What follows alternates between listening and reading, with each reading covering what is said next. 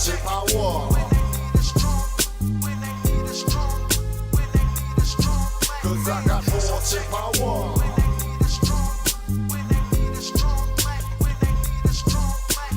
Fortune power. Cause we got fortune power.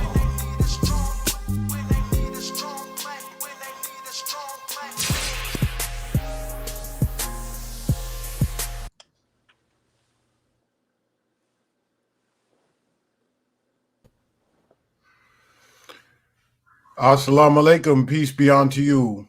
Welcome to this edition of Connect the Dots, this nighttime edition of Connect the Dots. I'm your host, Brother Abdul Halim Muhammad.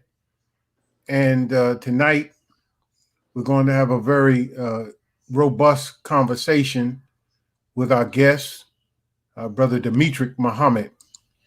Brother Demetric is a student minister in the Nation of Islam. He is a research. He serves on the Nation of Islam and the Honorable Minister Louis Farrakhan's research team. He's a student of engineering. He is a prison chaplain, and he is an astute student of the teachings of Honorable Elijah, a researcher par excellence. And we're happy to have him here on this nighttime edition of Connect the Dots. And we want to welcome you, Brother Demetric, to Connect the Dots and to our audience. And we want to let you all know, brothers and sisters, that if you want to reach Brother Demetric, we put his information here at the bottom. Please make note of it. But we're going to discuss tonight something that's very controversial in one sense, but it is an open wound that has festered since the 1960s, before some of you who are viewing were born. And yet, this wound continues to be reopened again and again and again. That wound is the split of Minister Malcolm X with the Nation of Islam and his eventual assassination at the Audubon Ballroom, February 21st, 1965. And whenever we go out and we're among our people and we're teaching, whether we're in schools, we're in colleges, high school, sometimes middle school, or we're just hanging out on the street, in the barbershop, talking to people, the question is asked of us, But didn't y'all kill Malcolm? Well, Brother Demetric Muhammad has engaged in years of research. And this title of this book is, But Didn't You Kill Malcolm? Myth-busting propaganda against the Nation of Islam. And tonight, we're going to break up some myths. We're going to bust up some of this propaganda. And hopefully, in the search of truth and the spotlight for truth, have the ability to begin to heal the wounds. Because without the sunlight of truth, these wounds can never be healed. So I want to welcome you, Brother Demetric, to the nighttime edition of Connect the Dots. And I greet you. Assalamu alaikum. Wa alaikum salam, Brother Minister Halim. Thank you so much for the great privilege and the grand opportunity to be here with you and all of those who tune in to your excellent podcast and commentaries. We look very forward to the conversation. You know, I'd like to encourage our viewers, especially those who are viewing on Facebook, that if they have any questions or comments, to please put them into the chat or the comment box so we may be engaged with the audience. We just don't want it to be just one way.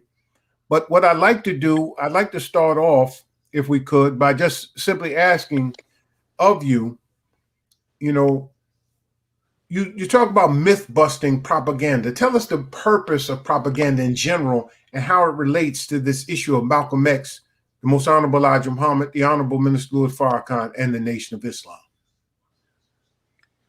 You know, Minister Halim, one of the popular thinkers in contemporary American history was a Jewish man by the name of Noam Chomsky. And Noam Chomsky coined a phrase called manufactured consent. And this is, of course, a reference to the context of the American Constitution, wherein it says that the government exists based upon the consent of the governed. And so we have seen that there is a long history wherein propaganda is used to manufacture agreement with and consent with various policies and laws and positions that those in power have taken, that if the truth were made known, the people would not go along with it.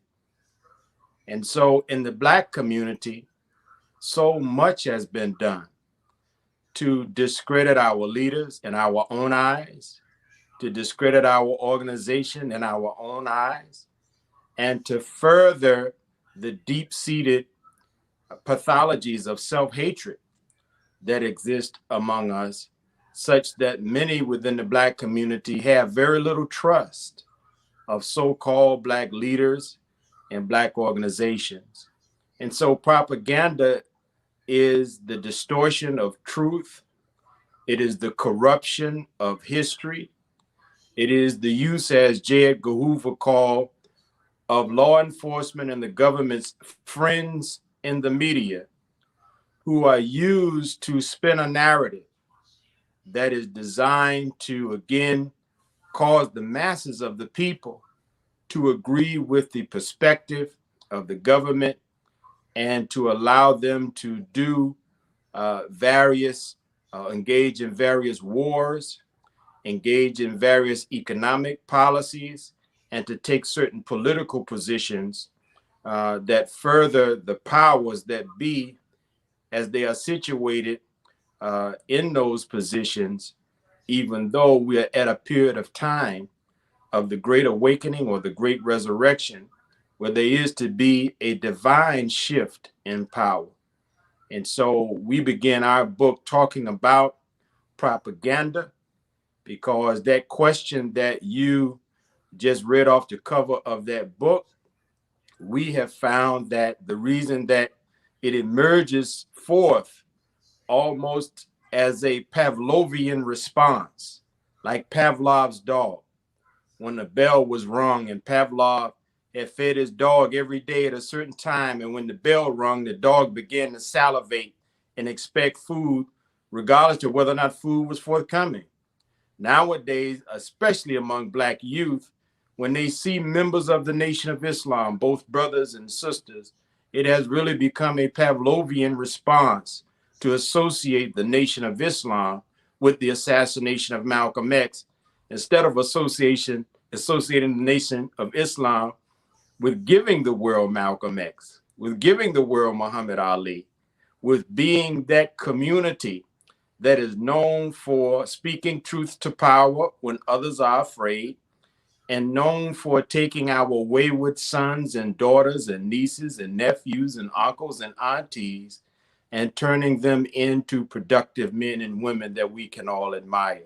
So propaganda is very important for our people to understand, because the Black community is frequently targeted to be an audience for propaganda. That being said, you know, when you talk about Pavlov's dog and how the reaction is when they see us, or when there's any discussion of the Most Honorable Elijah Muhammad, or today the Honorable Minister Louis Farrakhan, the Nation of Islam, people talk about Malcolm as if they really know him. I'd like to play a short clip of the Honorable Minister Louis Farrakhan at one of our Savior's Day celebrations, where he talks about his mentor and his teacher, Malcolm X. So we're going to play that, and then we're going to come back and we'll get right back at that again. Follow me now. Malcolm was this magnificent orator. He could spit words out so fast. He knew the root of words. He could beat people down with words. I watched him on so many occasions. I loved him. I was fascinated by this magnificent man. He was the link to Elijah Muhammad for me. I sat under Malcolm. I listened to him. I learned from him. I extracted what all I could from not only his words, but I found Malcolm to be an extremely disciplined human being. And now, you all may say, well,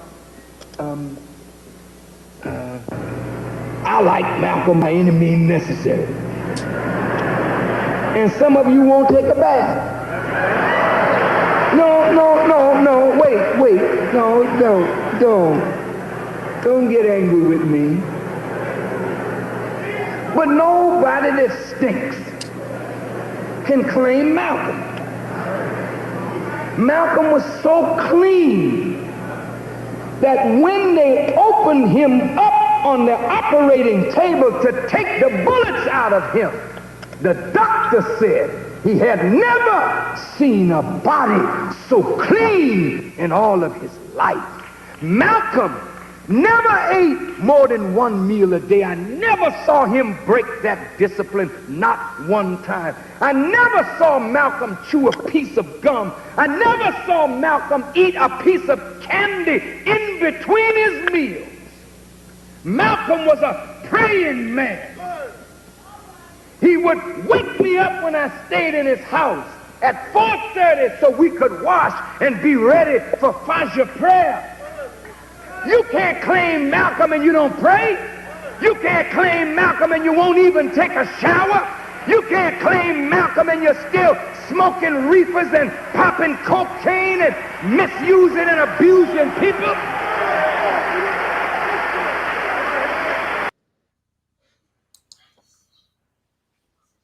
That's the Honorable Minister Louis Farrakhan, Savior's Day, 1993.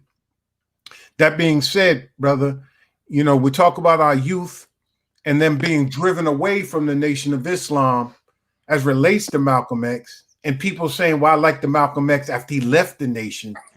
But Malcolm X, what made Malcolm X Malcolm X is the 13 years that he spent in the Nation of Islam, not the 13 months that he spent outside the Nation of Islam. What is your opinion of that, brother? Well, I'm always so happy to see our beloved leader and teacher, the Honorable Minister Louis Farrakhan, because really, in truth, in the world today, he's the most important primary source that any of us can consult with regards to the life and the legacy of Minister Malcolm X. And so, you know, Brother Halim, we began this work talking about the condition of our young people, because everything that the minister said and what you just said is absolutely the truth. And there has been this perverse phenomenon that has emerged.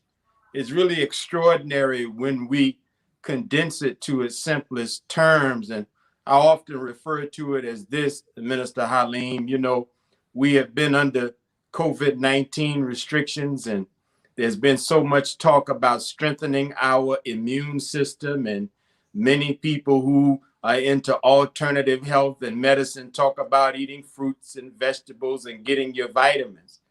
Well, everyone knows that that oranges have orange juice and you get vitamin C.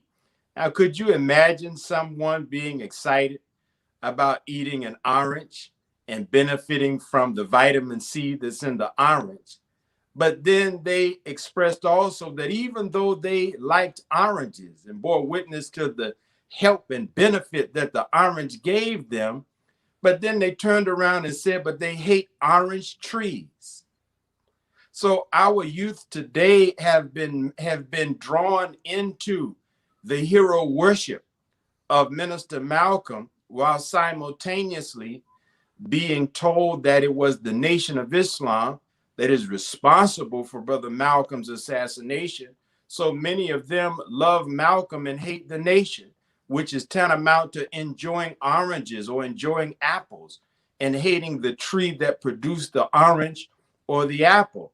And the net effect is just exactly what the minister talked about.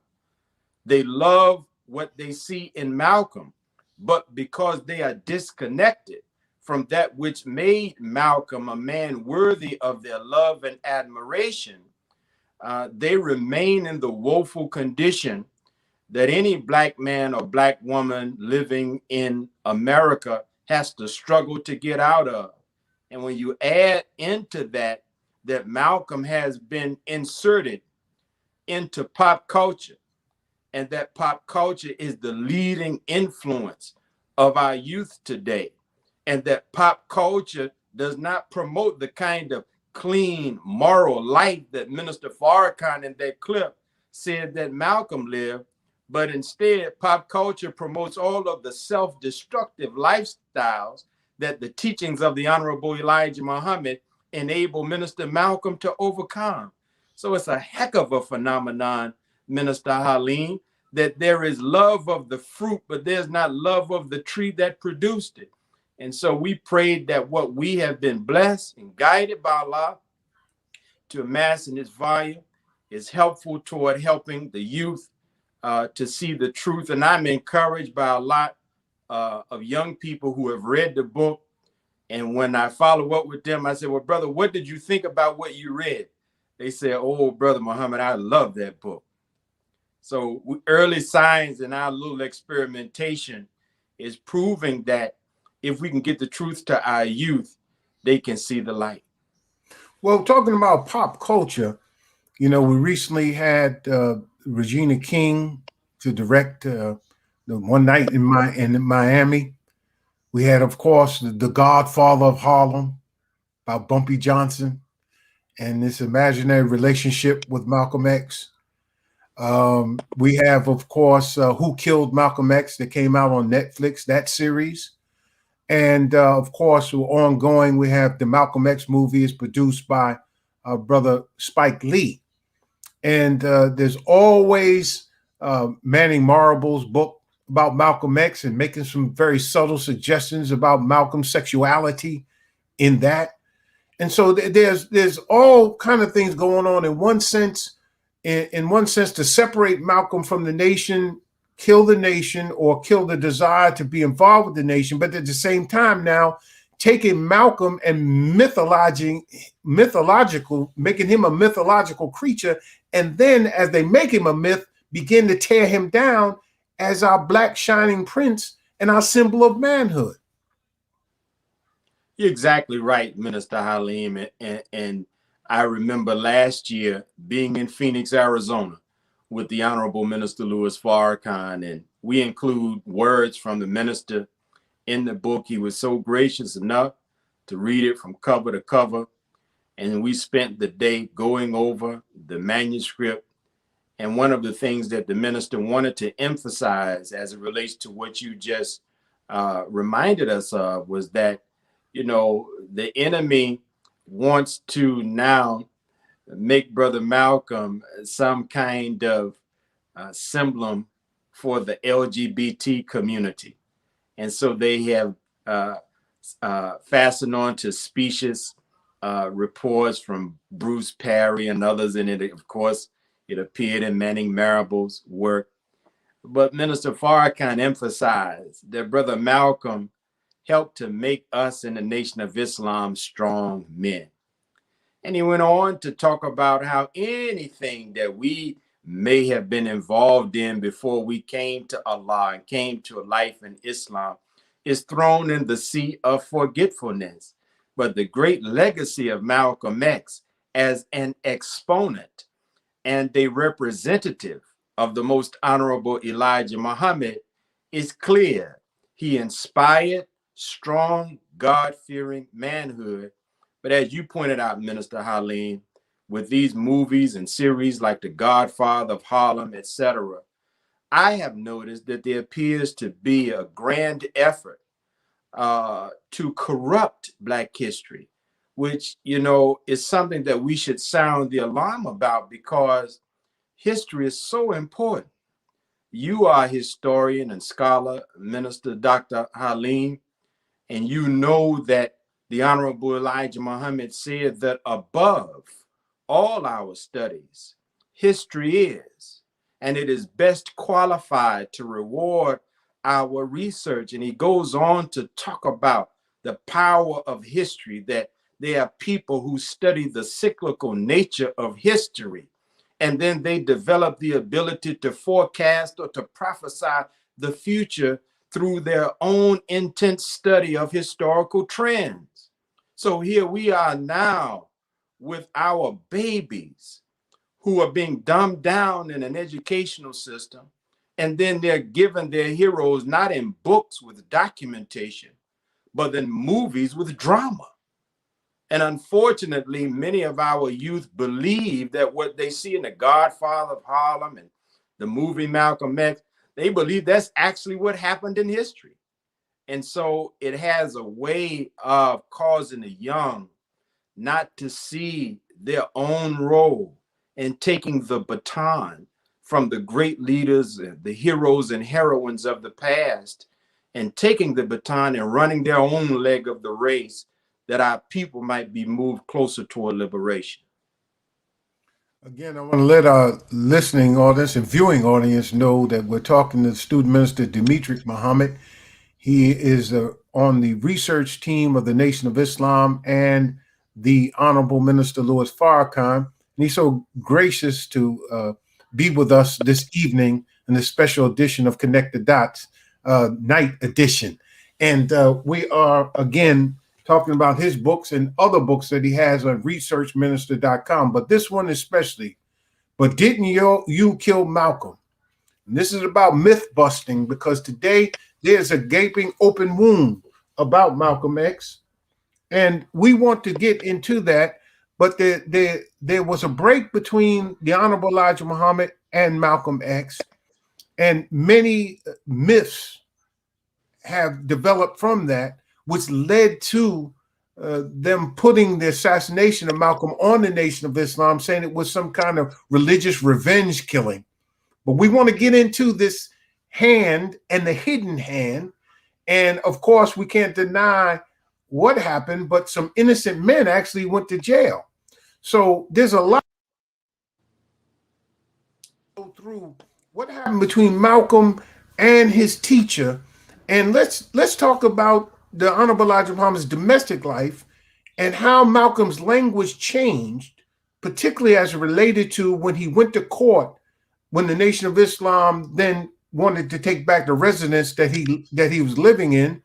And at that particular time, he was no longer in the nation. There was certain language he used in court.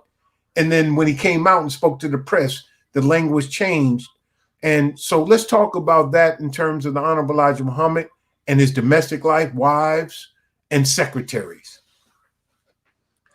Very, very important segue, Minister Halim, because, you know, I want to say first that when Minister Malcolm was assassinated, he was widely condemned and excoriated. Major periodicals around America published obituaries of Minister Malcolm, condemning him, saying such a talented young man wasted his life in pursuit of hatred. So, you know, that is how he was remembered in the mainstream of America upon his assassination. 30 years later, he is posthumously resurrected. Professor Michael Eric Dyson discusses it in his book about Minister Malcolm, that, you know, these mysterious forces converged to lift Malcolm from beyond the grave and reintroduce him into public life. And then this reintroduction, we have a sanitized version. We have a revisionist historian's version of Brother Malcolm. And it is our belief, based upon our study of the facts of history, that this was deliberately done, and done because at that time in the 80s and 90s, it was the Honorable Minister Louis Farrakhan who was doing something that the federal government and the leaders of the Jewish community feared and were greatly upset about, and they really did not believe he would be successful in doing. And that was, he was rebuilding the work of the Honorable Elijah Muhammad. He was rebuilding the nation of Islam. And so as they scanned the horizon for potential candidates for an opponent for Louis Farrakhan, they found none worthy that they could get behind. And so they had to go into the graveyard of Black history. And there we would say Brother Malcolm was exhumed, and he was positioned as a hero for Black youth. And Black youth were told that it was Louis Farrakhan and the Nation of Islam that killed their hero. And at the root of this sanitized version of Brother Malcolm is somehow portrayed as a whistleblower, and that he was blowing the whistle on the corruption of his teacher, the Honorable Elijah Muhammad. But nothing could be further from the truth. And we document this in our book. The point that you raised, Minister Halim, as it relates to the language that Minister Malcolm used, helps in eviction court in Queens, New York, helps us to see that Minister Malcolm was a Muslim. And as a Muslim, we are a part of the billions of believers in the Abrahamic faiths, Jews, Christians, and Muslims. We believe in the tradition of the prophets of the Torah, the Gospel, and the Quran. And even though we're in America, and there is this, I would say, lip service that is paid to monogamy in the Western world, all of the prophets of the ancient Near East, including Abraham, the root of Hajj, they all had more than one wife. And so Minister Malcolm, when he learned that his teacher had followed in the tradition of Prophet Muhammad, followed in the tradition of Moses, followed in the tradition of Abraham, and yes, even followed in the tradition of Jesus, but that's a subject for another time. He told the Honorable Elijah Muhammad, dear apostle, me and your son Wallace, we've studied the scriptures, and we're prepared to defend your domestic life as what it is, the fulfillment of prophecy. Also, again, in Queens, in eviction court, he swore, when you go to court now, you have to swear to tell the truth, the whole truth, and nothing but the truth. So statements in court are different than statements in the press. Hopefully, they're the same, but there is a standard and there are rules for testimony given in court. So what Malcolm said in court carries much more weight than what he said before the press. What he said in court was that part of my issues of being suspended involved me revealing that the most honorable Elijah Muhammad had taken on wives. And on page 347 of our book, we include a picture. You can't really see it, but you had to get the book, and you'll see the excerpt from the, not here, right here, but you'll see the excerpt of the transcript of the eviction court proceedings. Of course, Brother Malcolm lost in court, and it was after he lost in court that his language changed, and he began to speak very negatively about his teacher in the press, uttering slanders that I don't want to repeat, but they are popular at this point. But we cannot, honestly, those of us who are serious about this study, conclude that Malcolm's departure from the Nation of Islam was because he had a problem with the domestic life of his teacher. If that's the case, he never could have went and became a part of Sunni orthodoxy, which we have been told that Malcolm left the Nation of Islam and he found true Islam, We have been told that Malcolm left the Honorable Elijah Muhammad to go and follow Prophet Muhammad. But think about this, Minister Halim. The Orientalists who were involved in propaganda during the Crusades, part of their slander against Prophet Muhammad, peace be upon him, was that he was a voluptuary. Because in Europe, polygamy was not the order of the day. But in the ancient Near East, polygamy was a part of the cultural practices of Black, brown, red, and yellow peoples. And so they excoriated the prophet because he was a man that had more than one wife. They went further on to say, and they pointed to Aisha. They said that not only is Muhammad an evil man because he had more than one wife, but he even had a child bride, astaghfirullah. Later comes the scholars of Islam, and they began to vindicate by telling the truth about Aisha, her age, and the circumstances of her betrothal to Allah's beloved servant, Prophet Muhammad. And in their defense, they said that Aisha was not a preteen, but was actually a teen. So wait a minute now. That which Minister Malcolm used against his teacher, the Most Honorable Elijah Muhammad, was actually the very thing that the scholars of Islam used to defend Prophet Muhammad. So I do not believe, after all that I have read and studied, that Minister Malcolm's dismissal from the nation was because he disagreed with the domestic life of his teacher. But the evidence supports that Malcolm, while he was separated from his teacher, he was being fed lies. He was being their relationship was being interfered with by the FBI, by the New York Police Department, by the Anti-Defamation League of B'nai B'rith. And so as a result, Brother Malcolm became confused. And I believe that even in his ugliest statements that he made about the Honorable Elijah Muhammad, I believe that at the end of Minister Malcolm's life, he regretted those statements, because sometimes, Minister Halim, when you love someone and you have a breach in that relationship, it could be between a husband and wife, it could be between a parent and a child, it could be between brothers or friends. And the emotion of the disappointment over the failure of the relationship, any of us can say things we don't really mean. Any of us can say things that in hindsight we say, I should never have said that. I should never have done that.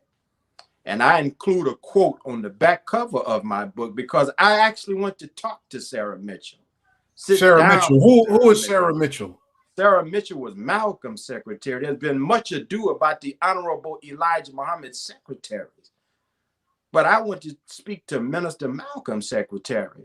She wrote a monograph called Shepherd of the Black Sheep. She was never a member of the Nation of Islam, so she had no bias or interest towards vindicating a nation, but she's always vindicated the nation against the assassination or against having responsibility for assassinating Minister Malcolm. And she said that in Malcolm's last conversation on earth, backstage, just before he's going to mount the rostrum and give the greetings, and ultimately he's killed.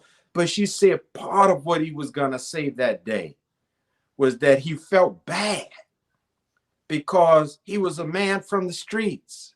A lot of people, Minister Halim, they got book smarts, but they ain't got street smarts. Malcolm had both.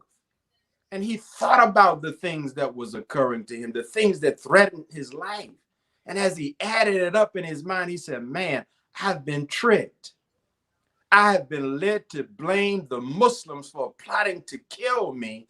She said, he said, now anyone can kill me, and the Honorable Elijah Muhammad and the Muslims will be blamed. So he had planned to retract those statements that day, along with making a very important introduction of a plan to organize Black people in Harlem to take over the economics and the politics and the education of Harlem, which we document angered the Jewish merchants in Harlem, angered the white power brokers in Harlem. So Malcolm had planned on that day to say two very important things that we believe, because his conversations were being listened to, that they knew what he would say that day. So they had to press the go button and go ahead on and assassinate a man who was going to make his first major step in repairing his relationship with his teacher, which is something they didn't want, Minister Halim, because you're a man of the scriptures, as am I. You know that when the prodigal son came home, it was a day of rejoicing. It was a great getting up day in the morning. The fatted calf was killed, and everybody in the household was excited because the prodigal son came home. Yeah. Brother Malcolm, I believe, and we documented in our book, those in his inner circle, they also believed he wanted to come back home. But the enemies of the rise of Black people could not afford to have Malcolm to be Elijah Muhammad's prodigal son and make the nation that much stronger. Well, I apologize for being lengthy, Minister. No, brother. This is why we're here. Let's watch a clip from the Honorable Minister Louis Farrakhan regarding that, and then I want to come back on the other side of this clip. I want to ask you a question about Elijah Muhammad Jr., who was the Assistant Supreme Captain. And there was a context in your book, in the context in which he's, again, in the Who Killed Malcolm X on Netflix, his comments are taken that, that he had some animus against Malcolm, specifically some venom, that he needed to have his head taken, he needed to be killed, and that kind of thing. But there is a context to that. And to say one side of the story and not say the other side of the story, really is unfair to both. So let's look at this clip from the Honorable Minister Louis Farrakhan, and we'll come right back with more Connected Dots with Brother Student Minister Demetric Muhammad. The government admits that it worked night and day to bring about a separation between Brother Malcolm X and the Honorable Elijah Muhammad. Once this division was accomplished, the government, by its own admission, had agents on both sides to manipulate the zeal and the ignorance inside the ranks of the Nation of Islam and among the followers of Brother Malcolm X to create the atmosphere that allowed him to be assassinated and the Nation of Islam to sustain wounds from which it has never recovered.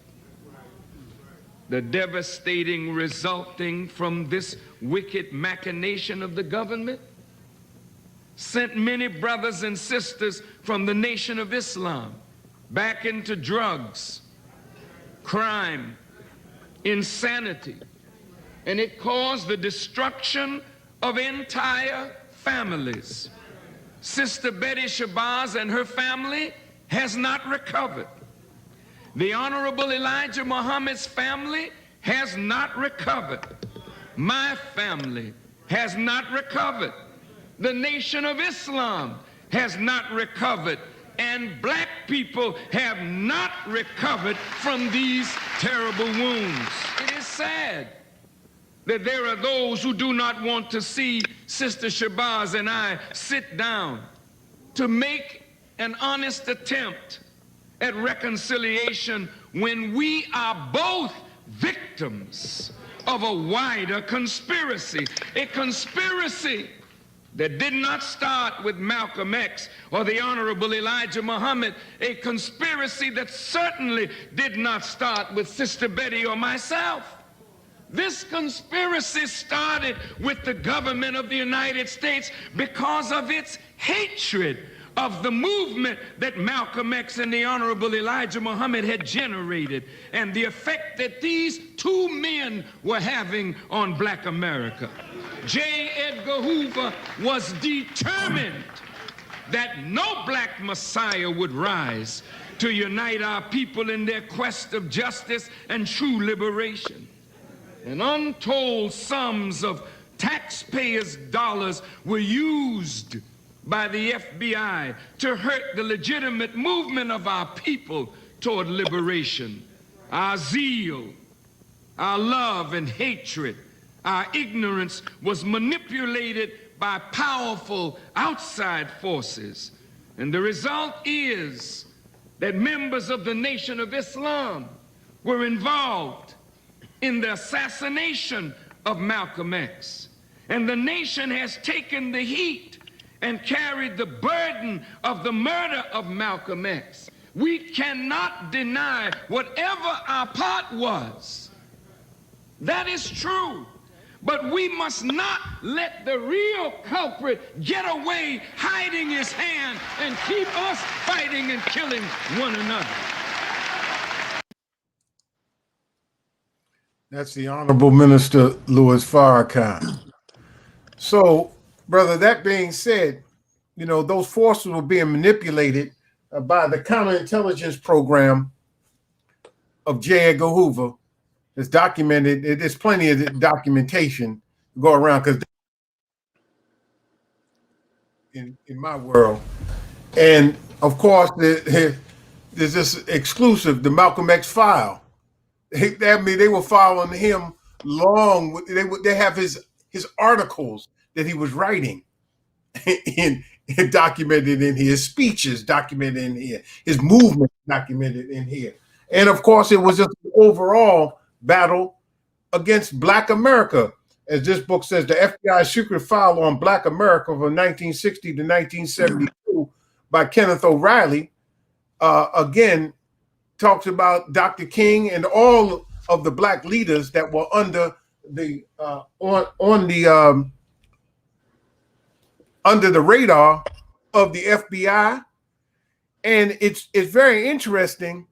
Again, I want to go to specifically before Malcolm was killed. This thing, it really rankled me in the documentary, so-called documentary, Who Killed Malcolm X, where they brought up Elijah Muhammad Jr., the Assistant Supreme Captain of the Nation of Islam, speaking to the men in New York about Malcolm before his assassination and trying to kind of, again, subtly lay that at the feet of the Nation of Islam. Can you address that?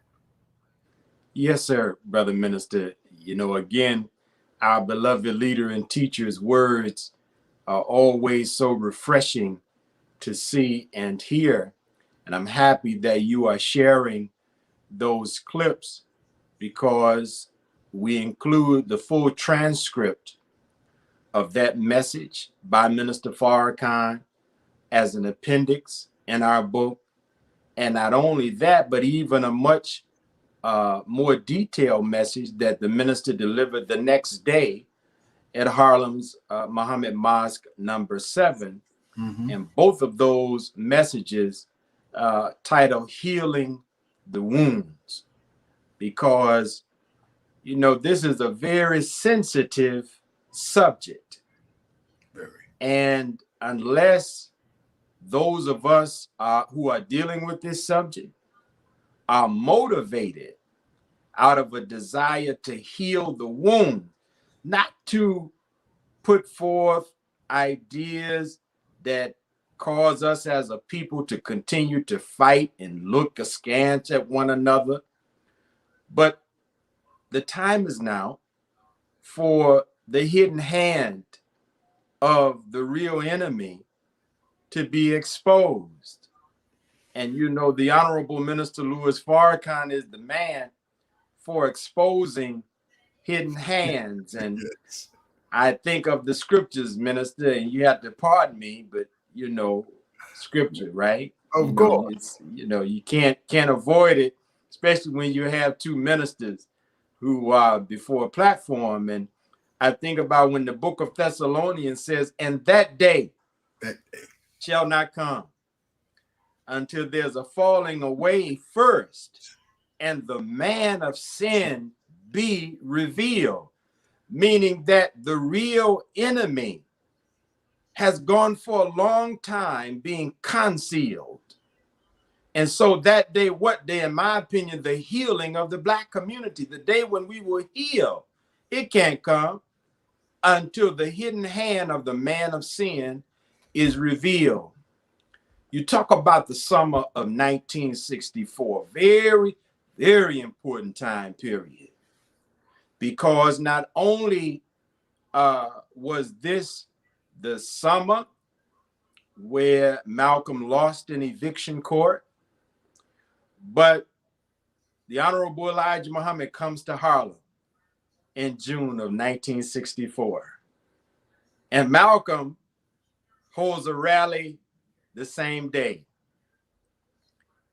And the Honorable Elijah Muhammad has a much larger crowd than his student. This was, being billed as a test of who really the people are with.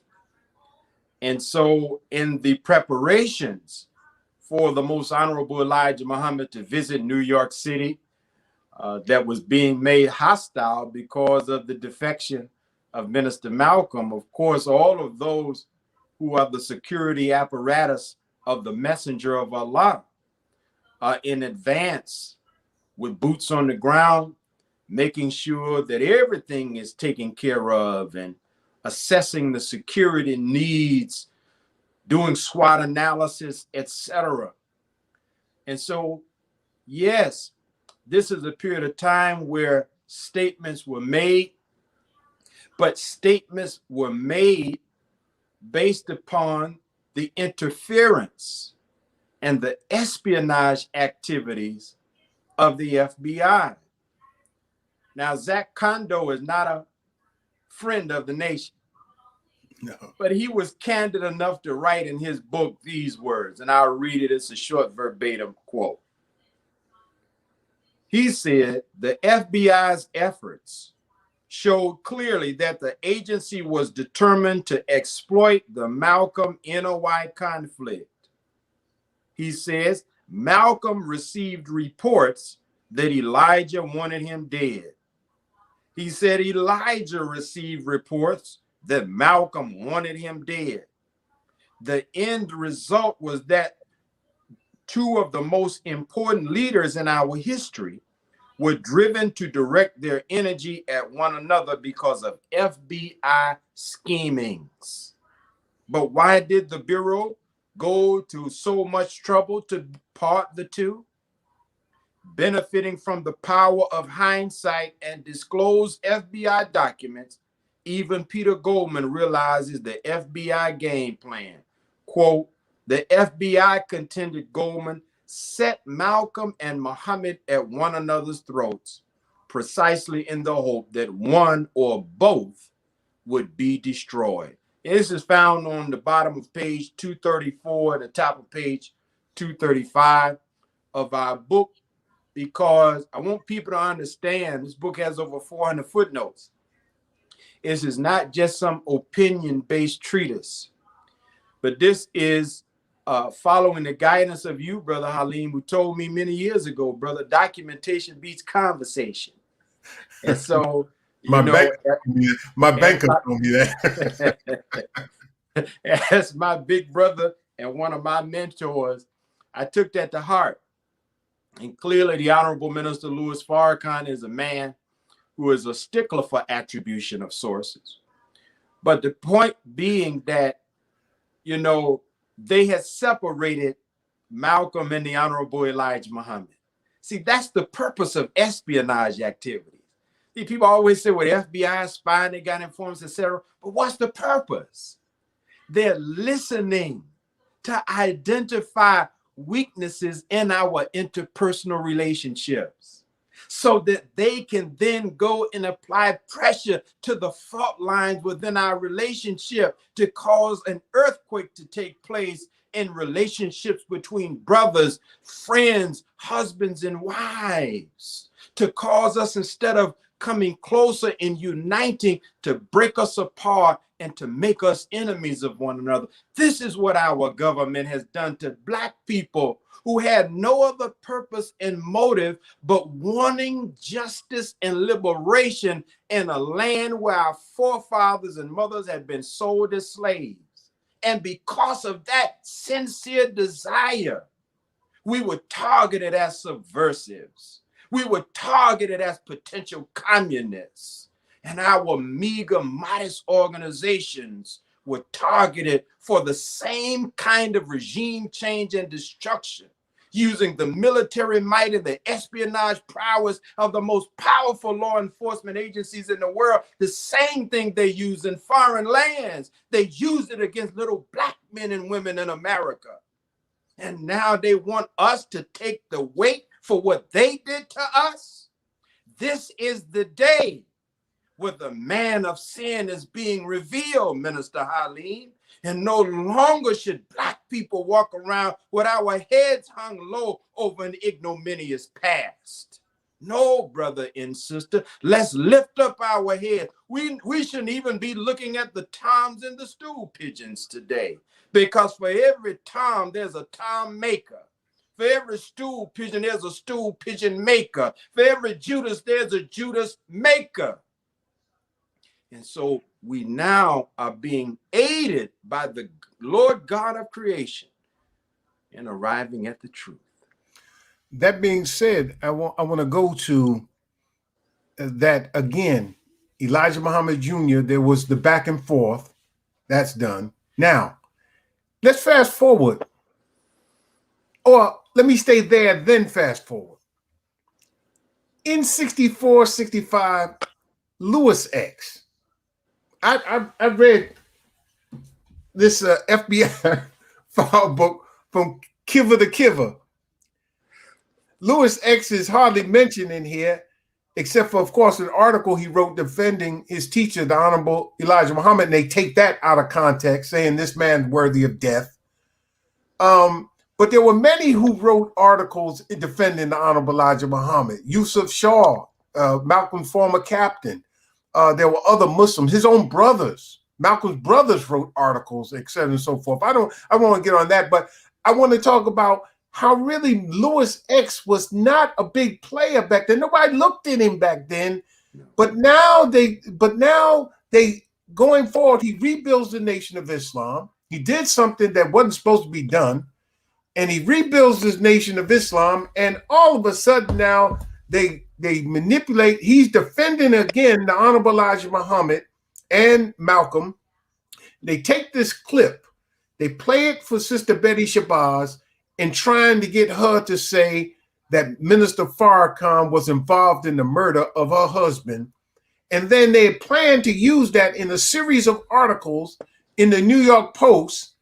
And that's why we filed a $4.4 billion suit against them in court and wore their backside out with our legal team, Abdul Arif Muhammad, Sister Ava Muhammad, the other lawyers out of New York, with Barbara Johnson, what was her name? Barbara Justice, yeah. Barbara Justice, and others. We wore their backside out in court and stopped that, because that was to create the atmosphere all over again to again cause another kind of violent situation, particularly aimed at the Honorable Minister Louis Farrakhan at that whole time, that whole atmosphere. And I really want to get into that, because I really want to go at these hidden hands, because recently, of course, we know that the former bossy policeman released a deathbed confession, and then his daughter comes later, I won't say from left field, maybe she's sincere, I don't know.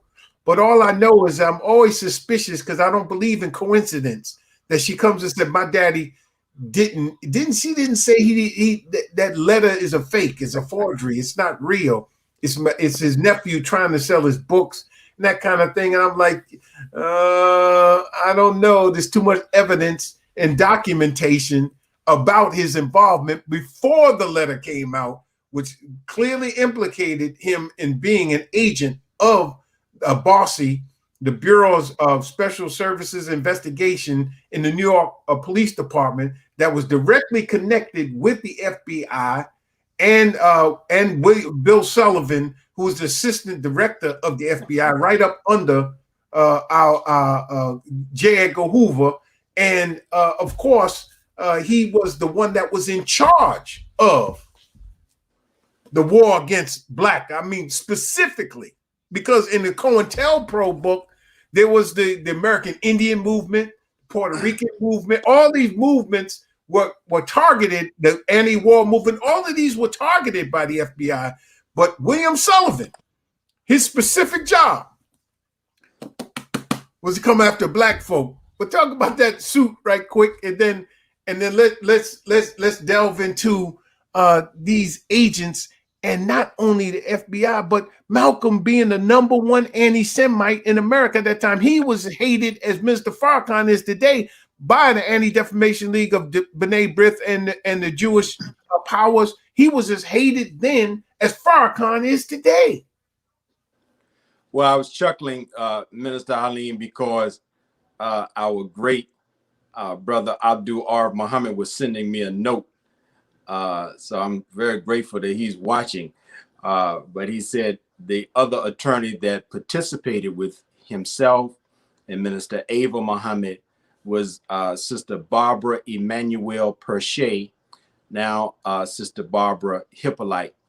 And so she was a part of that powerful assembly of black intelligence and legal acumen that went to battle on behalf of the Honorable Minister Louis Farrakhan. Because, you know, Malcolm, I have a quote from Malcolm in the book that it was almost like Malcolm was a prophet, because he said, the white man has used me in life, and he will also use me in death as a convenient symbol. These are Malcolm's words, and no truer words could have ever been spoken, because Malcolm has no relevance in mainstream America except for the fact he could be used by corporate America and the government to be a posthumous opponent to Louis Farrakhan in the eyes of black youth.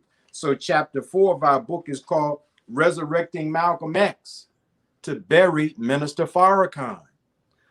During that period of time, as you pointed out, Minister Halim, Gabe Pressman and Jack Neufeld, New York journalists, engaging in some old yellow journalism tactics called gotcha journalism, where they have an unsuspecting subject and they spring something on them to be able to record and film their visceral reaction. And so using gotcha journalism, they played for our sister, Dr. Betty Shabazz, a truncated clip of a message Minister Farrakhan was delivering at Mosque Maryam. Now, what's extraordinary about it is that, you know, the full lecture, you can watch it, you know, on YouTube, or if you got the actual recording at home.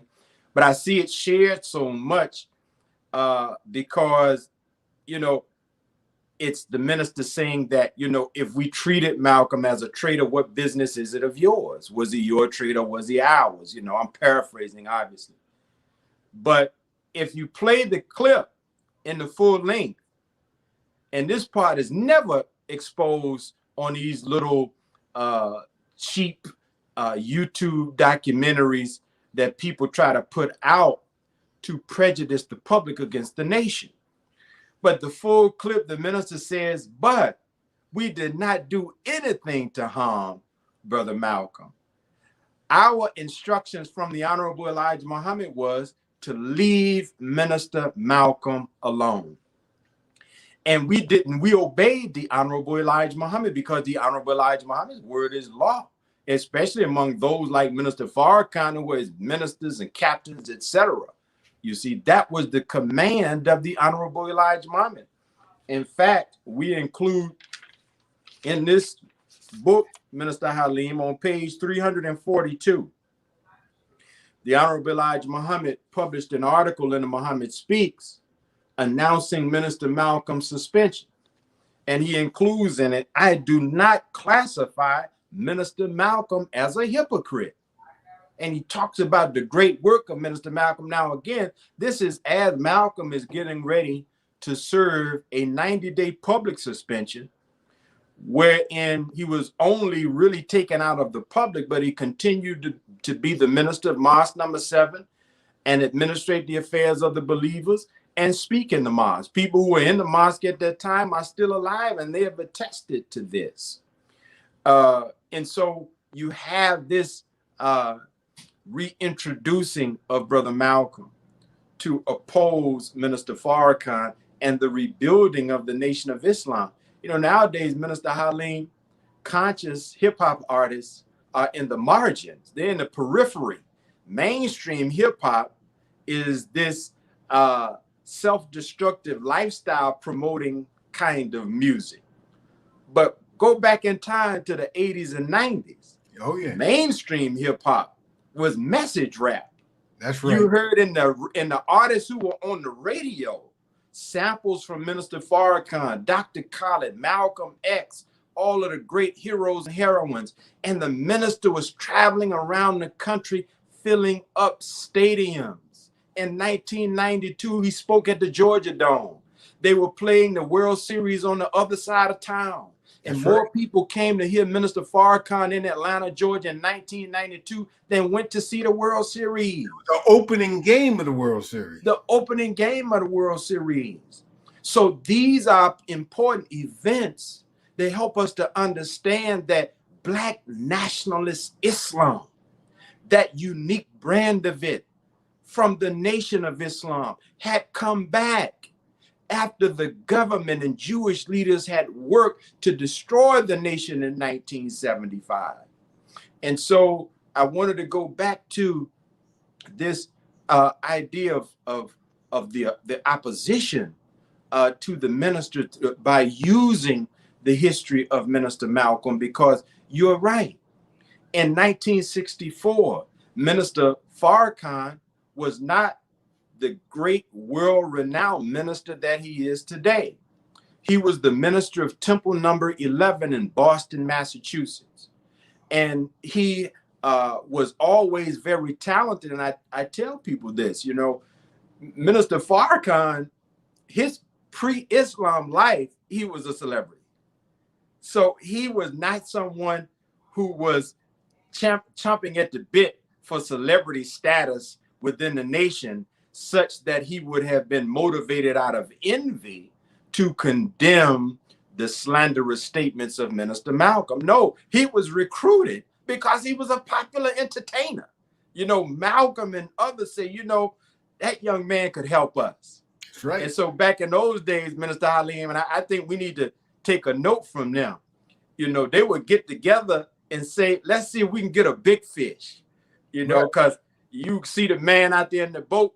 One man might could pull in a little bass or a little salmon, but sometimes there are fishermen who fish for big fish. Right. And you need a fishing team to pull a big fish out of the ocean. Yeah, in the autobiography, Eugene, Malcolm talks about Minister Farrakhan having years of college. At that time, it was very important to have somebody that had some college. Yes. So the Louis Eugene Walcott was a big fish.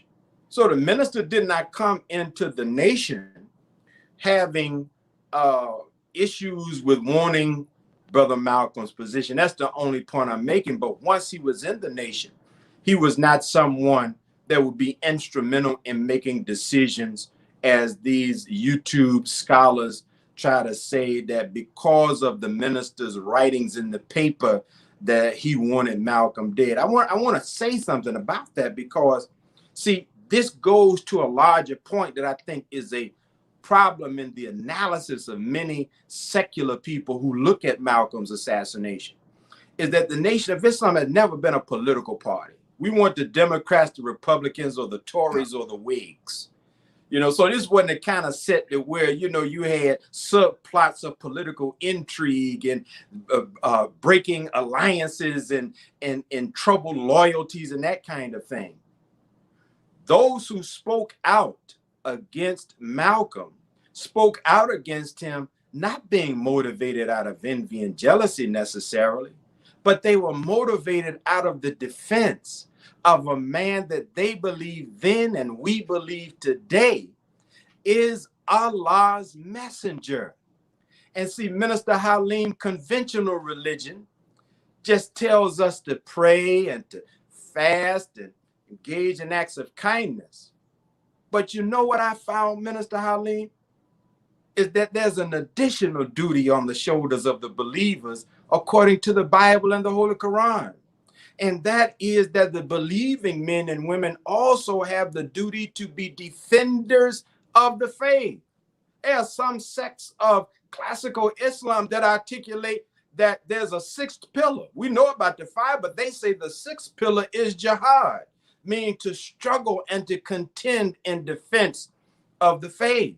So these men, Minister Farrakhan included, they were not writing because against Malcolm because they were jealous of him, or they had just broken their political alliance with him because he no longer had power.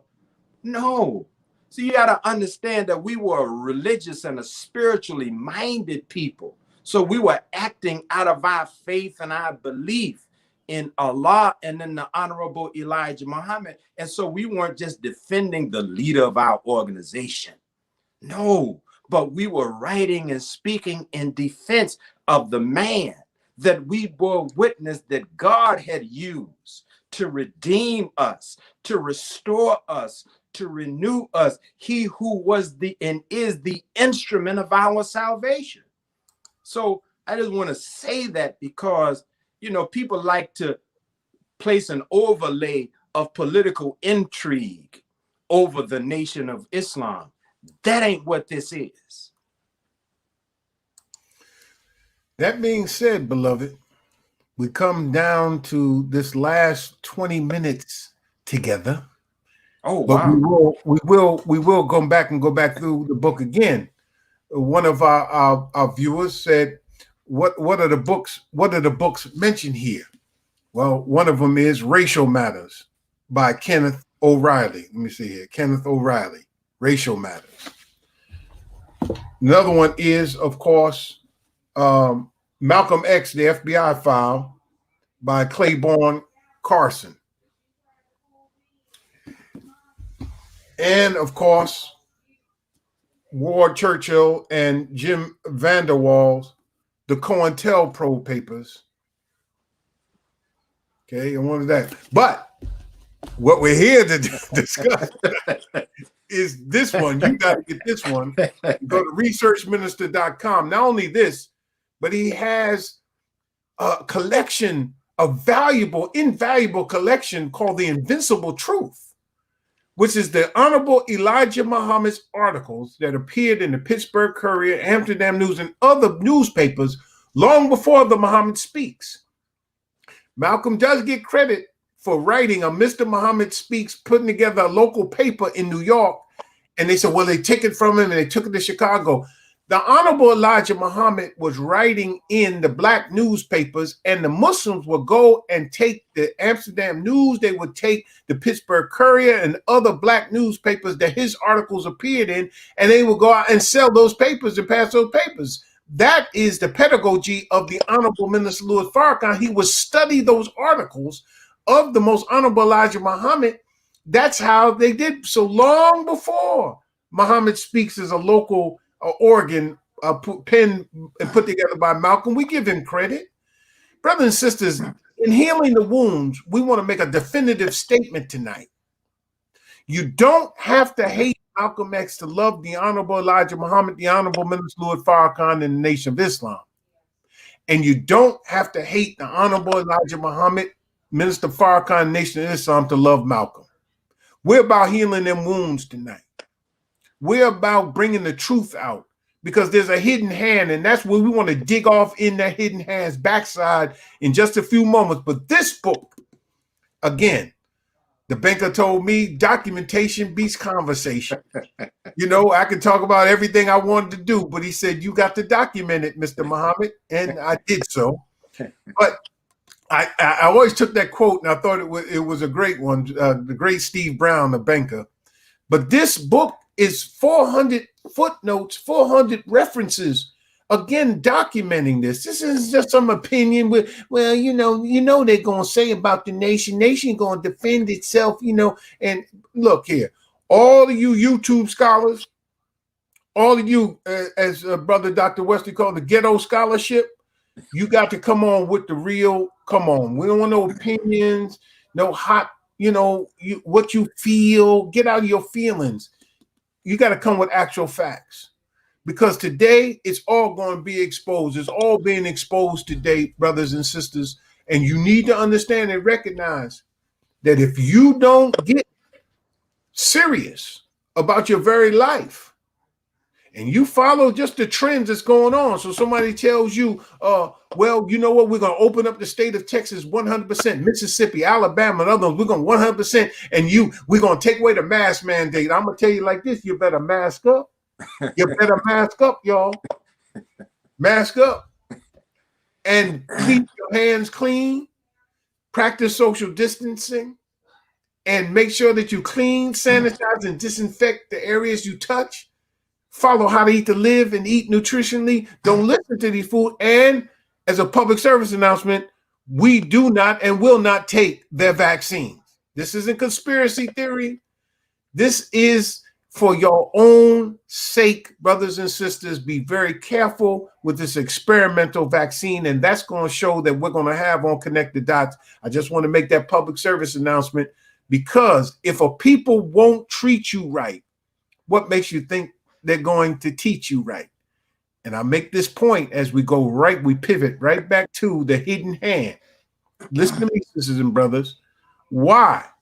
Why did they want to disrupt, discredit, and destroy our Black organizations? Why did they put in the memo that they wanted to prevent the rise of a Black Messiah? Why did they not want a coalition of Black nationalist hate groups, as they called it? Because the coalition would bring about a real Mau Mau, a real Black revolution. Why did they talk about Malcolm X in the COINTELPRO memo, that he aspired to be the Messiah, but he's a martyr of the movement? Why did they talk about Dr. King? Why did they talk about Stokely Carmichael, known as Kwame Ture? They didn't say wanted to prevent the rise of a Black Messiah. They wanted to prevent violence. They said was their primary cause. They wanted to prevent violence. But the truth of the matter was, and what we started with when we talk about propaganda, they said the fifth protocol was to prevent the long-range growth of these organizations, particularly among the youth. That means that this protocol is still in effect. The faces and names change, Mr. Farrakhan said, but the game is still the same. They're misleading you. They bamboozled you. They hoodwinked you. And now they're causing you to kill yourself. Where the Ku Klux Klan used to kill us, now you're killing yourself. And now they're coming full circle, coming back. And all the things that we fought, bled, and died for in the civil rights movement is now being challenged. Voters' rights is being challenged. Our economic rights are being challenged. Our very lives are being challenged right now, brothers and sisters. You need to understand the context of this Malcolm X, our Black shining prince. And it is a great disservice to someone like myself, who has known Mr. Farrakhan since I was 19 years old. I've been his student minister for 33 years in this city and 26 years as a Southwest Regional student minister. I was 6 years old when Malcolm X was assassinated. I grew up in New York. I lived in Washington Heights. I used to walk past the closed down Audubon Ballroom, which was shuttered after his assassination on February 21st, 1965. When I broke my wrist running across the street, my wrist was set, my left hand was set at the Columbia Presbyterian Hospital, the same place they took Malcolm after the assassination. When I got my first set of braces were at that Columbia Presbyterian Hospital where Malcolm X was taken after his assassination. And I walked past the Audubon Ballroom all the time on my way to PS 173 to play basketball or to go to Boy Scout. I was a Boy Scout, brother. I was a Boy Scout, Troop 777 and PS 173 on 173rd Street. Brothers and sisters, my grandmother lived around the corner from Muhammad Temple, Muhammad Mosque number 7 in New York. She lived on 117th Street in 7th Avenue. The mosque is on 116th and Lenox, now known as Malcolm X Boulevard. And 7th Avenue is known as Allen Clayton Powell Boulevard. I saw those stern men selling the Muhammad Speaks newspaper in the height of heroin. And guess what? Nobody mugged or robbed my grandmother when she went to shopping. Nobody bothered them. Nobody burned out the Muslim stores during the riots. You want to know why? Because of the presence of Malcolm X and the Honorable Minister Louis Farrakhan. I owe them both a debt of gratitude because I was born on my grandmother's anniversary birth. She's second only to my mother in my love is my grandmother. I owed them before I even knew who they were. And so I want to get after these real demons who still plague us to this day. So let's go for it, brother. The brother Woods, Ray Woods, was it? Yes, sir. Ray Woods, former NYPD undercover policeman for a squad, recruited for a squad called Bossy, the Bureau of Special Services Investigation, infiltrated Malcolm X's organization. Malcolm X had his organization was honeycombed with hypocrites and agents as the Nation of Islam was. 2 innocent men went to jail for a murder that they did not commit. And nobody wants to reopen the case because they think that that thing's neatly touched. But the Honorable Minister Louis Farrakhan, in meeting with Betty Shabazz in 1995 at the Apollo Theater when they falsely accused Quabila of attempting to plotting to assassinate Minister Farrakhan, that's Malcolm's daughter, them same demons refused to open up this case. Minister Farrakhan at 10-10-15 called for open up the Malcolm X file. Let the chips fall where they may. We ain't got nothing to be afraid of. I was 6 years old. What are you going to implicate me? I want to know what happened. But you know what? They won't release it because some of those people, the very people that infiltrated the nation, then went and infiltrated the Black Panthers, then infiltrated this movement and that movement, that movement. And some of them are right now in Florida and Arizona sitting up retired and they don't want their names out. So let's talk about those hidden hands, brother. Yeah, we know that the members of the Nation of Islam were involved, but why you say the Nation of Islam killed him? When the police were in his organization of African American Unity, the police and FBI agents and informants were in Muhammad Mosque Inc., and they were there present in the Audubon ballroom when he got assassinated. And on that day, 2 suspects were taken away. And then after that evening, then they talked about only 1 was captured, and that was Thomas Heyer. And he, at his trial, said that the 2 that they arrested, well-known lieutenants and enforcers in the Mosque number 7, had nothing to do with it. And later on in affidavits, he admitted and gave the names of those who were involved in it. So you say the Nation of Islam killed, but there were people in the in the Mosque Inc. and an organization of African American Unity that were agents of the government. So why don't you say that the OAAU killed Malcolm? Why don't you say that Mosque Inc. killed Malcolm? Why don't you say the real deal is the FBI and the New York Police Department killed Malcolm?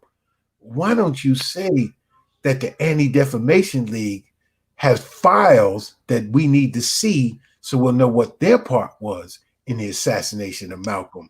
Brother Demetric, take us home.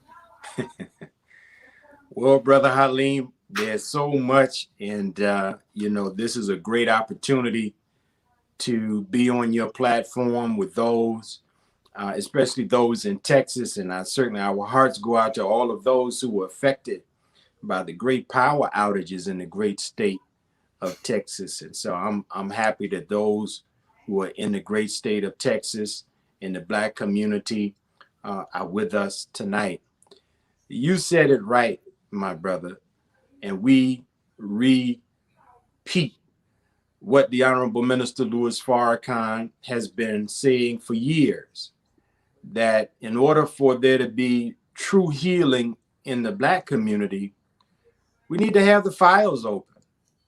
And, we published our book last year, and on page 225 and page 226, we talk about what was known in the available literature at that time about Raymond Woodall being a part of the NYPD's efforts, the Bossy Division, to infiltrate the Revolutionary Action Movement, to infiltrate the Black Panther Party, to infiltrate the Nation of Islam, to infiltrate OAAU, to infiltrate Muslim Mosque Incorporated. And these were persons, Mr. Wood and others, Gene Roberts and others, they were what you call agent provocateurs. Now, a lot of us in our common use of language, we don't know what an agent provocateur is. We know that they are informants, and certainly an informant primary duty is to inform, to report back, to go and tell your masters that the slaves are planning revolution. That's the essential job of the informant. But the agent provocateur is a much more dangerous operative. Mr. Wood, in his statement that was read by Reggie Wood, one of the most important aspects of his statement to his cousin Reggie that Reggie read was that as a New York police officer, undercover, his job was to encourage members of Black organizations to commit felonious acts. That's a truth, Minister Halim, that in my humble judgment should be screamed from the rooftops. Because even though you and I are talking about the assassination of Malcolm X, that's a statement that has much, much wider implications, especially when you consider the problem of millions of Black brothers and sisters who now have felonies, who have a difficult time re-entering society. And some of them told us because they are casualties of America's war on drugs, which many people say was really a war on the poor and a war on the Black community. Many of them said, man, I was set up. I was entrapped. Same thing happened in the immediate aftermath of 9/11, where you had public arrests being made at Sunni masjids in different parts of the country. But the Muslims say those persons that they arrested, they never had any idea or thought of harming the American government. But we were infiltrated, and those that infiltrated encouraged felonious acts. It's against the law, Minister Halim, for the government to insist upon an individual or group to commit crimes on one day and then come back the next day and arrest you for the crimes that they aided and facilitated you in committing, encourage you, even gave you the thought and the idea, which according to Ray Woodall, when he was a part of the Revolutionary Action Movement, he had brothers who were also in Malcolm's organization, responsible for security duties in Malcolm's organization. He's encouraging them to go to create a plot to blow up the Statue of Liberty. And in his book, he said, the man said, man, we ain't never thought about using violence to further our beliefs. But as an undercover police officer, Ray Wood's job was to insist that they not only consider violence, but to actually plan and execute violence. And we were blessed to be on with Student Minister Willie Muhammad a few nights ago with Reggie Wood. And Reggie Wood went on to add to the statement that he read by saying that Ray Wood told him, said that his job was to find evidence of criminal activity on the part of Black leaders and Black organizations, and that when he could not find it, to fabricate it. So if there were members of the Nation of Islam on the scene involved, how did they get the thought and the idea, since the Honorable Elijah Muhammad had publicly said, leave Malcolm alone? Where did they get the guns from? Where did they get the cars from? Why was it in 1977 and 1978 when Talmadge Hale, the only admitted killer of Malcolm, why when he gave law enforcement the names, that they never went and arrested those men, interrogated those men, and reopened the case? Who were those men really? Were they really members of the nation? Or were they agent provocateurs that had been planted in the nation to give the appearance that Malcolm's assassins were Muslims? We can see from the very start that the idea was not just to assassinate Malcolm, but it was to assassinate Malcolm and to blame the Muslims for it. Ray Wood said that he was the second person who was arrested at the Audubon Ballroom. But they let him go because he was an officer, undercover. And they went and arrested Brother Thomas 15X Johnson, an innocent member of the Nation of Islam, served more than 20 years of his life in prison for a crime he did not commit. Norman 3X Butler, now known as Muhammad Abdulaziz, another innocent member of the Nation of Islam, who served more than 20 years of his life. Why? Because the government wanted to install in the minds of the people the idea that Malcolm's assassination is to be blamed on the Nation of Islam. And so we need to have the files open, yes. In our book, we go somewhere where most historians have not gone before, because we wanted to see what was the relationship between the false charge of anti-Semitism that has dogged the trail of our beloved leader and teacher, the Honorable Minister Louis Farrakhan. How was that a factor in the assassination of Minister Malcolm?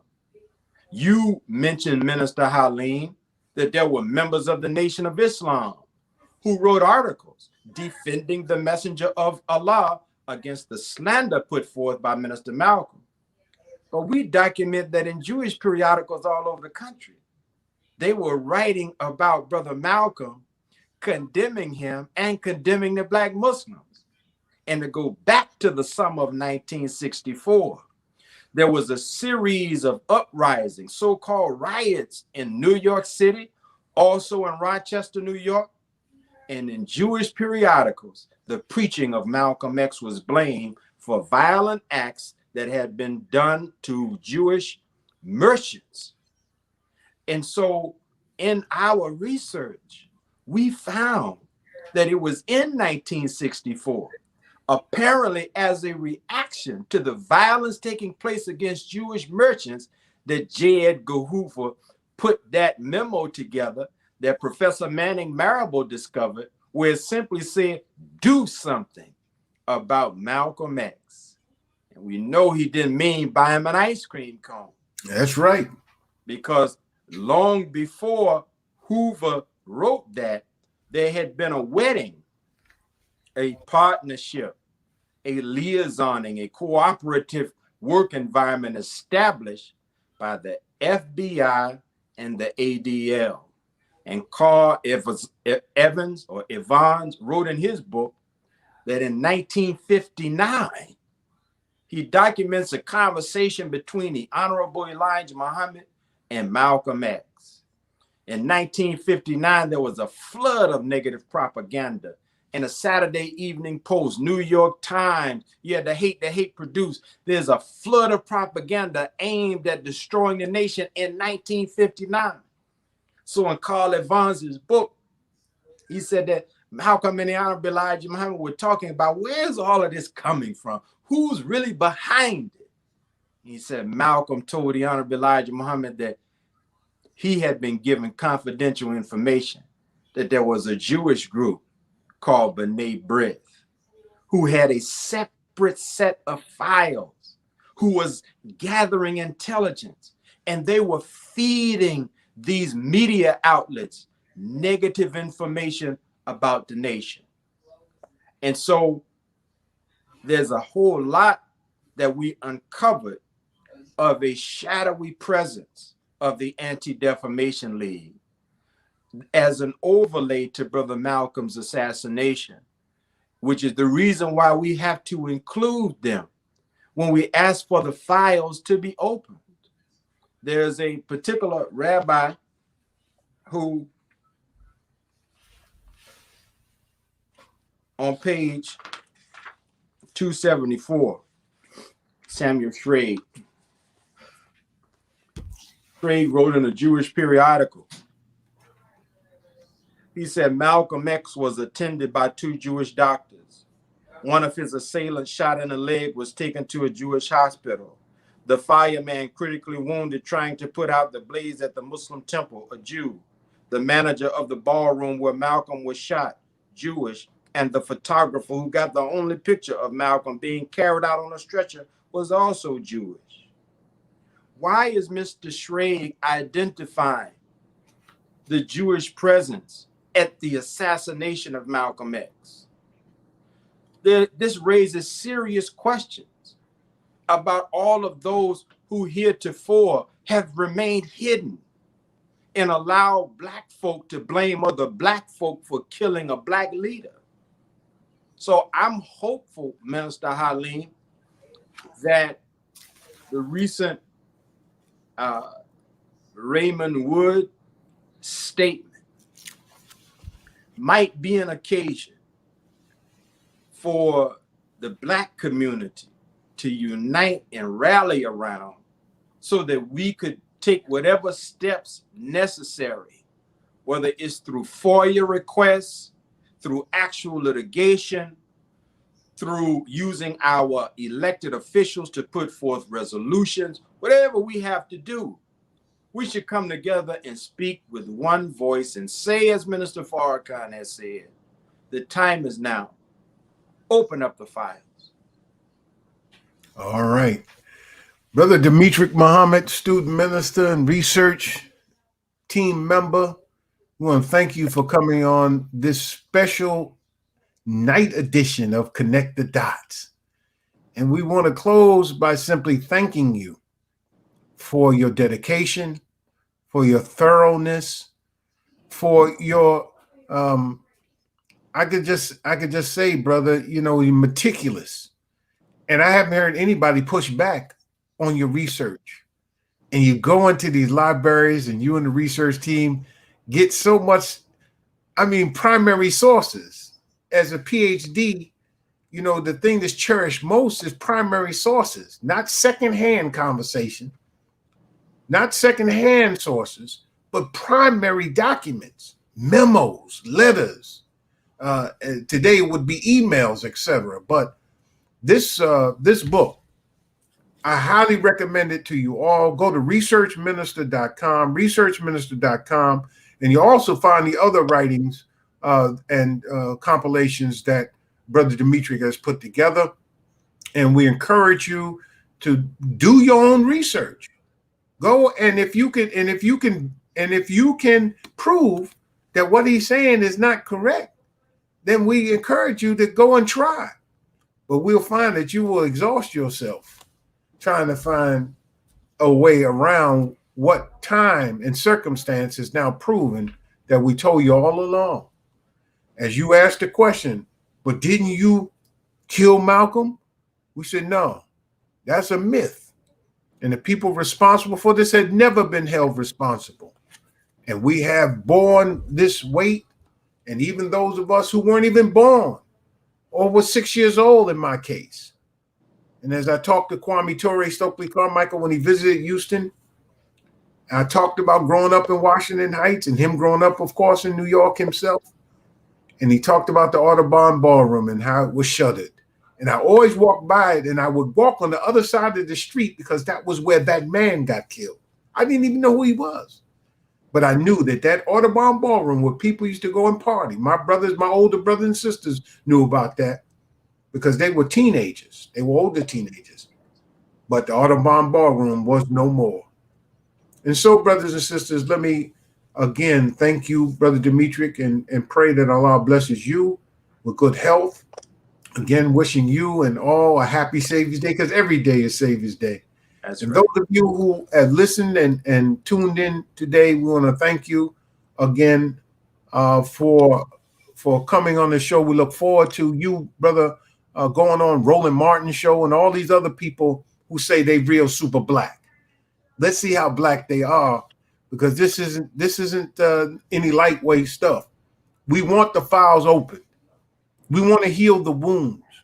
We want Betty Shabazz and Malcolm X to rest in peace. We want his daughters to be made whole by knowing the truth.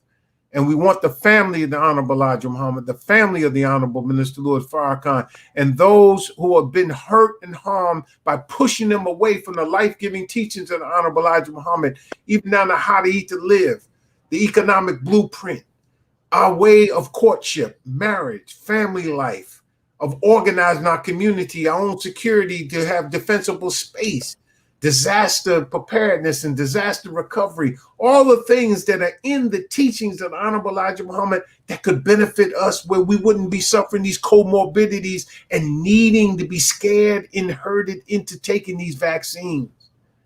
Brothers and sisters, thank you for tuning in to this night edition of Connected Dots. And as I close, as the famous man's opinion, what's your? I'm Brother Dr. Abdul Halim Muhammad, and I wish you the best. And I say to you, as I greet you in peace, Assalamu alaikum. Wa alaikum salam.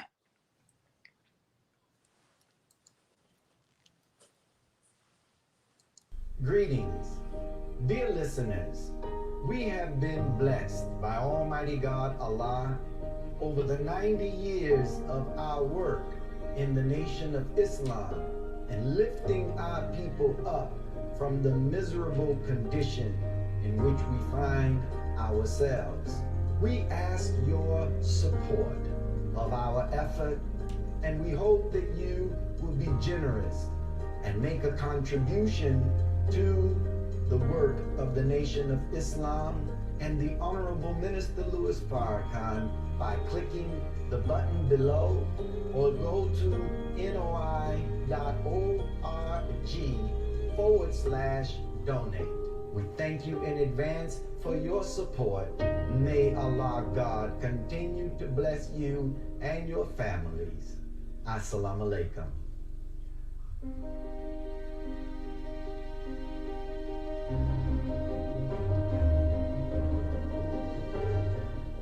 Now you can get the same uncompromising truth you've come to expect from the Final Call newspaper on all your connected devices. Subscribe to the Final Call digital edition today.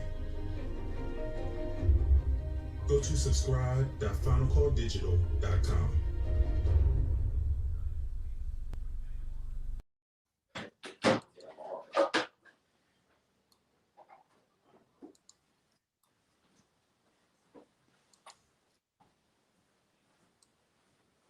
Minister, you there?